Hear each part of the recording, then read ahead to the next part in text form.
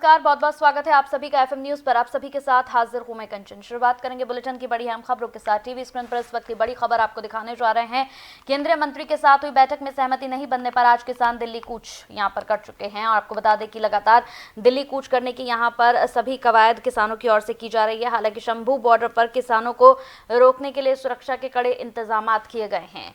किसान शंभू बॉर्डर पर लगाई गई बैरिकेडिंग को तोड़ने की कोशिश लगातार कर रहे हैं। वहीं भीड़ को तितर बितर करने के लिए पुलिस ने ड्रोन से किसानों पर आंसू गैस के गोले दागे, जिसके बाद किसान खेतों की ओर भागकर पत्थरबाजी यहां पर करते हुए नजर आए, जिसमें कई लोग घायल होने के यहां पर खबर भी सामने आई है। बता दें, आंसू गैस छोड़ने से पहले पुलिस ने वाहन के साथ खड़े किसानों को अनाउंसमेंट के जरिए हटाने की कोशिश की, लेकिन कुछ किसान जमकर नारेबाजी करने लगे। ऐसे में सुरक्षा कर्मियों ने उन्हें हिरासत में लिया और अपने साथ ले गए। इस दौरान कई किसान सुरक्षा कर्मियों के साथ उलझते नजर आए। पुलिस किसानों से आग्रह कर रही है कि क्षेत्र में धारा 144 लागू है, बावजूद इसके किसान भारी संख्या में बॉर्डर पर इकट्ठा हैं। दिल्ली कूच यहां कर रहे किसानों और पुलिस के बीच लगातार गहमा-गहमी का माहौल है। हरियाणा पंजाब शंभू बॉर्डर पर यहां पार करने की कोशिश लगातार वो कर रहे हैं। प्रदर्शनकारी किसान जबरन ट्रैक्टर से यहां सीमेंट के बैरिकेड को हटा रहे हैं। बॉर्डर पर स्थिति नियंत्रण में रखने के लिए पुलिस लगातार कोशिश कर रही है। 6 तस्वीरें टीवी स्क्रीन पर हम आपको दिखा रहे हैं। पहली तस्वीर शंभू बॉर्डर की है, किस तरह से शंभू बॉर्डर पर बवाल हो रहा है। दूसरी तस्वीर बैरिकेडिंग तोड़ने की कोशिश की जा रही है। तीसरी तस्वीर में वाटर कैनन का इस्तेमाल यहां पर प्रशासन की ओर से किया जा रहा है। चौथी तस्वीर में देखिए आंसू गैस का इस्तेमाल यहां पर किया गया है। ये 5वीं तस्वीर जहां प्रदर्शनकारियों की लगातार गिरफ्तारी हो रही है। और 6ठी तस्वीर किसान संगठन लगातार अपील कर रहा है कि शांतिपूर्ण तरीके से ही इस पूरे मार्च को किया जाए, इस प्रदर्शन को शांतिपूर्ण तरीके से किया जाए। लेकिन तस्वीरें कुछ और ही बयां कर रही है। शांतिपूर्ण तरीके से कहीं भी स्थिति नजर नहीं आ रही है। शंभू बॉर्डर पर बवाल हुआ। सबसे पहले शंभू बॉर्डर पर ही आंसू गैस के यहां गोले दागे गए। उसके बाद बैरिकेडिंग को तोड़ने की किसान लगातार कोशिश कर रहे हैं। वाटर कैनन का इस्तेमाल भी प्रशासन की ओर से किया गया है। आंसू गैस के इस्तेमाल भी यहाँ पर प्रशासन की ओर से किए जा रहे हैं। प्रदर्शनकारियों की गिरफ्तारी भी लगातार हो रही है। किसान संगठन लगातार अपील कर रहा है कि शांतिपूर्ण तरीके से इस मार्च को निकाला जाए। किसान संगठनों का यह भी कहना है कि कुछ असामाजिक तत्व इस पूरे मार्च के अंदर घुसकर और भी स्थिति खराब कर सकते हैं, इसलिए आयोजकों को इसका भी बेहद ख्याल रखना है। तस्वीरें टीवी स्क्रीन पर हम आपको दिखा रहे हैं। अंबाला में शंभू बॉर्डर पर जमकर बवाल हुआ। यहां पर सबसे पहले आंसू गैस के गोले दागे गए। ये 6 तस्वीरें टीवी स्क्रीन पर लगातार।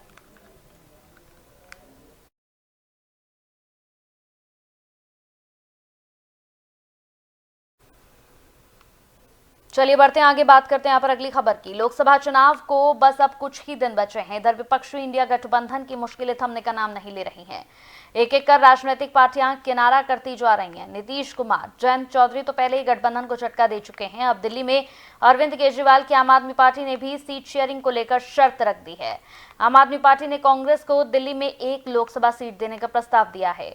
आम आदमी पार्टी की पीएसी की बैठक में मंथन करने के बाद आम आदमी पार्टी ने यह फैसला लिया है, जिसे लेकर आप सांसद और संगठन महामंत्री संदीप पाठक ने कहा कि दिल्ली में कांग्रेस को 1 सीट का प्रस्ताव देते हैं और आम आदमी पार्टी 6 लोकसभा सीटों पर लड़ेगी। अगर समय पर जवाब नहीं मिला तो आम आदमी पार्टी 6 सीट पर उम्मीदवार का ऐलान कर देगी। संदीप ने बताया कि कांग्रेस पार्टी ने 2019 लोकसभा चुनाव में 0 सीट, विधानसभा में 0 सीटें, एमसीडी चुनावों में 250 में से सिर्फ 9 सीटें जीती हैं। इन आंकड़ों के मुताबिक कांग्रेस 1 भी सीट चुनाव लड़ने के लायक नहीं है। आपको बताते चले कि लगातार हर एक खबर पर यहां पर हम नजर रख रहे हैं। अभिषेक चौधरी हमारे साथ यहां पर कांग्रेस से जुड़ गए हैं, उनसे बातचीत कर लेते हैं। अभिषेक जी, स्वागत के साथ सीधा सवाल मेरा आपसे है। दिल्ली में आम आदमी पार्टी ने कांग्रेस को 1 सीट देने का यहाँ पर प्रस्ताव रखा है, बल्कि उनकी ओर से ये भी कहा गया है कि अगर जल्दी जवाब नहीं मिला तो वो अपने यहाँ पर उम्मीदवार भी उतार देंगे। जी धन्यवाद मैम। देखिए, सबसे पहले मैं एक बात कहना चाहता हूँ कि किसी भी एक पार्टी के कहने से कोई बात नहीं बन पाती है। सभी पार्टियां मिलकर, जैसे आम आदमी पार्टी ने अपना एक स्टैंड रख दिया है, उस तरीके से कांग्रेस का भी एक अपना एक स्टैंड होगा। और ऐसा नहीं है जैसे उन्होंने एक बात कह के इस चीज को बिल्कुल फुल स्टॉप लगा दिया कि कांग्रेस को सिर्फ हम 1 सीट देते हैं दिल्ली लोकसभा इलेक्शन में। देखिए, सभी पार्टी सक्षम है चुनाव लड़ने के लिए। हमने एक इंडिया अलायंस बनाया था, उसके तहत जो बातें कही गई थी, अगर वो चलेंगी तो बहुत बढ़िया रहेगा, नहीं होगी तो सबके पास अपना अपना फ्रीडम है हर चीज करने के लिए। वो 1 सीट के लिए कह रहे हैं, वो हमारा जो भी निर्णय रहेगा, आला कमान जो भी तय करेंगे, उसको बहुत जल्द सभी मीडिया के साथियों के साथ साझा किया जाएगा और वो बहुत जल्द सभी लोगों तक पहुंच जाएगा। लेकिन अभिषेक जी, जिस तरह से हम देख रहे हैं इनकी गठबंधन, एक गठबंधन आप लोगों ने बनाया था सभी लोगों ने मिलके, जयंत और नीतीश तो आपको पहले ही यहाँ पर धोखा दे चुके हैं, लेकिन अब आम आदमी पार्टी की ओर से सिर्फ एक सीट का प्रस्ताव देना, ये कहीं ऐसा तो नहीं है कि धीरे धीरे ये बिल्कुल सभी लोग अलग हो जाएंगे, फिर सभी सिंगल सिंगल यहाँ पर चुनाव लड़ते हुए नजर आएंगे इस बार लोकसभा में? देखिए, जैसे आपने नीतीश जी के लिए कहा, नीतीश जी के लिए तो कहने के लिए कुछ शब्द ही नहीं बचे, उन्होंने तो सारी हद ही पार कर दी। वो कब इस तरफ है कब उधर है मुझे कुछ नहीं पता लग रहा। दूसरा, आपने जयंत जी का नाम लिया। देखिए, जयंत जी के लिए मैं कहूँ, आज किसानों के लिए जो बातें शुरू हो गई हैं फिर से, अब जयंत जी के पुराने बयान भी हैं, ट्वीट भी हैं, जो उन्होंने सरकार के लिए उन्होंने सीधा निशाना साधा था बीजेपी सरकार को। आज जब किसान बॉर्डर पर आ रहे हैं और उनके लिए जिस तरीके से सरकार ने किलाबंदी कर दी है, तब जयंत चौधरी जी किस तरीके से उनका सामना करेंगे, क्योंकि वो खुद एक किसान परिवार से आते हैं। या तो उस समय वो गलत थे या अब वो गलत कहलाएंगे। तीसरी बात आपने जो कहा कि इनके लिए अलायंस को लेकर जो बातें चल रही हैं, देखिए बहुत सारी पार्टियां जब एक साथ बैठती हैं तो मनमुटाव बहुत सारा चलता रहता है। ऐसा नहीं है कि बीजेपी के भी गठबंधन काफी सारी सरकार के साथ है, ये जोड़ना मतलब घटना बढ़ना ये चलता रहता है, ये कोई बहुत बड़ी बात नहीं। और राजनीति में फेरबदल होना कोई बहुत बड़ी चीजें नहीं है, हाँ, चलता लेकिन आम आदमी पार्टी तो ये भी कह रही है ना कि हम तो अपने गठबंधन का पूरा फर्ज निभा रहे हैं, हमने एक सीट का प्रस्ताव कांग्रेस को दे दिया है, अब कांग्रेस देखे क्या करना है। देखिए, किसी भी चीज पर मैं कहता हूँ ना, उन्होंने अपना बयान दिया है, ये उनकी तरफ से बातें हुई हैं। आप राजी हैं नहीं है कांग्रेस इसके लिए जो एक प्रस्ताव दिया गया है एक सीट का? देखिए, मैम एक्चुअली ऐसा है कि किसी भी चीज पर निर्णय मैं अकेला नहीं ले सकता। मेरे कहने या ना कहने से कोई भी चीज का वाजिब नहीं रहेगी, क्योंकि जब तक हमारे जो आला अधिकारी हैं वो इस चीज को पूरा निर्णय लेंगे।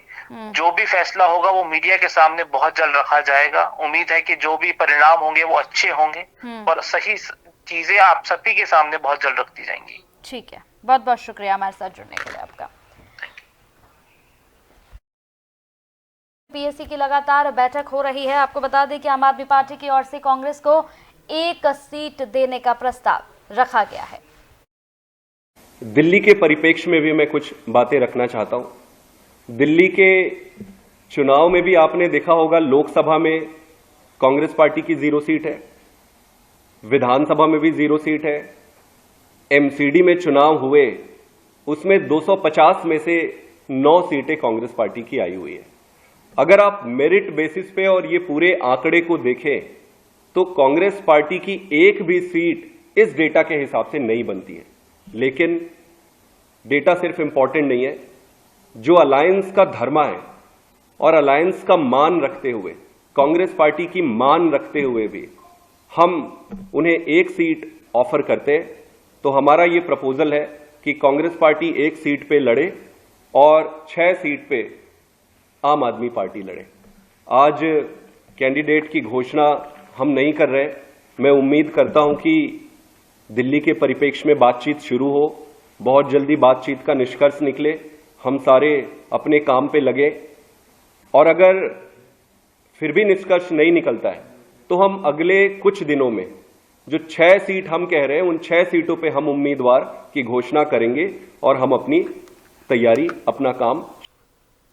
बिहार के पूर्व उप मुख्यमंत्री और राष्ट्रीय जनता दल यानी कि आरजेडी नेता तेजस्वी यादव को सुप्रीम कोर्ट ने बड़ी राहत दी है। शीर्ष अदालत ने तेजस्वी के खिलाफ आपराधिक मानहानि के मामले को रद्द कर दिया है। दरअसल ये मामला गुजरात के लोगों के खिलाफ विवादित बयान को लेकर था। जस्टिस अभय ओका और जस्टिस उज्जवल भुइया की पीठ ने तेजस्वी यादव को यहां पर पूरी तरह से ये फैसला उनको दे दिया है। आपको बता दें कि इसके बाद फैसला सुनाया। तेजस्वी यादव की ओर से आपराधिक मानहानि की शिकायत को रद्द करने या मामले को वैकल्पिक रूप से गुजरात के बाहर ट्रांसफर करने की मांग की गई थी। वहीं तेजस्वी यादव ने इस साल जनवरी में सुप्रीम कोर्ट में एक हलफनामा दायर कर अपना बयान वापस ले लिया था। उन्होंने बयान दिया था कि केवल गुजराती ही ठग हैं। तेजस्वी ने बिना शर्त माफी मांगी थी, जिसे लेकर आरजेडी नेता ने एक प्रेस कॉन्फ्रेंस के दौरान कहा था कि आज के देश के हालात में देखा जाए तो सिर्फ गुजराती ही ठग हो सकते हैं और उनके ठग को माफ नहीं किया जाएगा।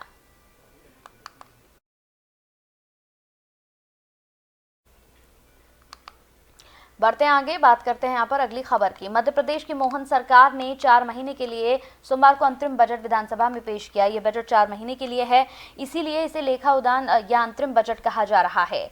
आपको बता दें कि इस बीच मुख्यमंत्री मोहन यादव ने मध्य प्रदेश अंतरिम बजट 2024 को लेकर कहा कि मुझे खुशी है कि हमने अंतरिम बजट में कृषि, स्कूल शिक्षा, उच्च शिक्षा, लोक निर्माण विभाग, शहरी विकास, ग्रामीण विकास, स्वास्थ्य जैसे कई वर्गों के लिए पिछले कमलनाथ सरकार की तुलना में लगभग दोगुनी राशि रखी है। हमारी सरकार निश्चित रूप से राज्य की भलाई के लिए काम करेगी।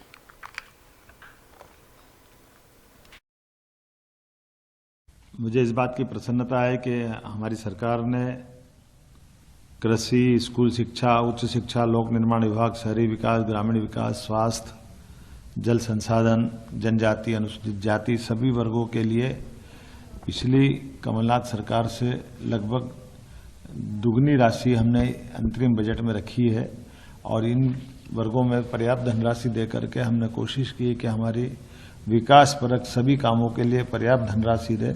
और मुझे इस बात का संतोष है कि विभिन्न योजनाओं के बलबूते पर निश्चित रूप से प्रदेश की बेहतरी के लिए हमारी सरकार काम करेगी। मेरी अपनी ओर से आज के इस लेखानुदान के साथ साथ हमारे अंतरिम बजट के आधार पर जो हमने ये कल्पना की थी उसकी सार्थकता सिद्ध। चलिए बढ़ते हैं, भाजपा प्रवक्ता शहजाद पूनेवाला की बात करते हैं। भाजपा प्रवक्ता शहजाद पूनेवाला ने बयान दिया, कहा कि ये पूरा गठबंधन मोदी हटाओ नहीं कांग्रेस घटाओ गठबंधन है। ये सारी पार्टियां जो एक हैं ये कांग्रेस को अपने अपने राज्य में दफनाकर ही जीवित हुई हैं।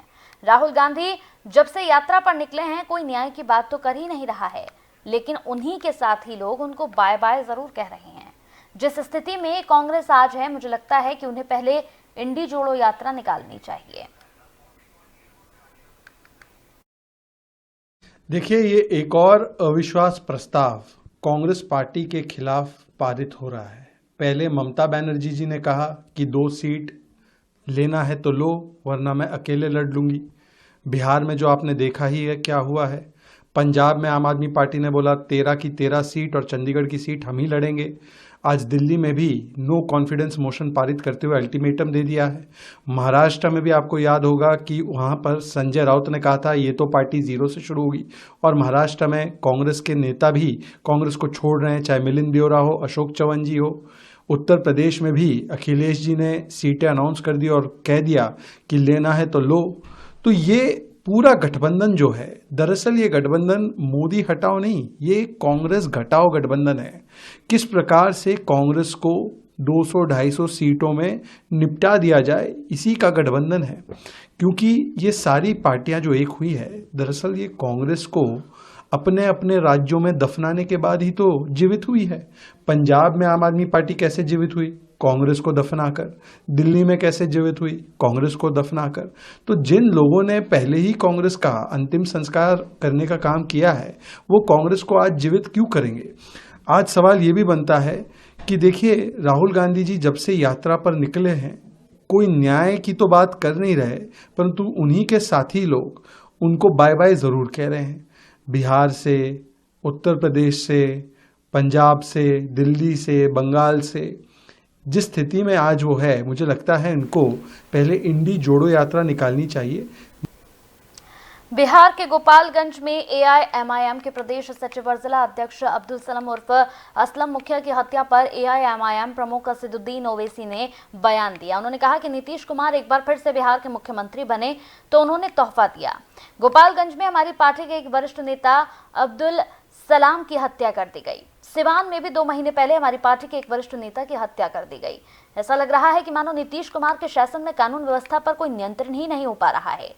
वहां राजद नहीं बल्कि भाजपा है, लेकिन कानून व्यवस्था का मुद्दा अभी भी जारी है। दुर्भाग्य से सरकार द्वारा अब तक कोई कार्रवाई नहीं की गई है इस पूरे मामले पर। और क्या कुछ कहा असदुद्दीन ओवैसी ने, सुनिए।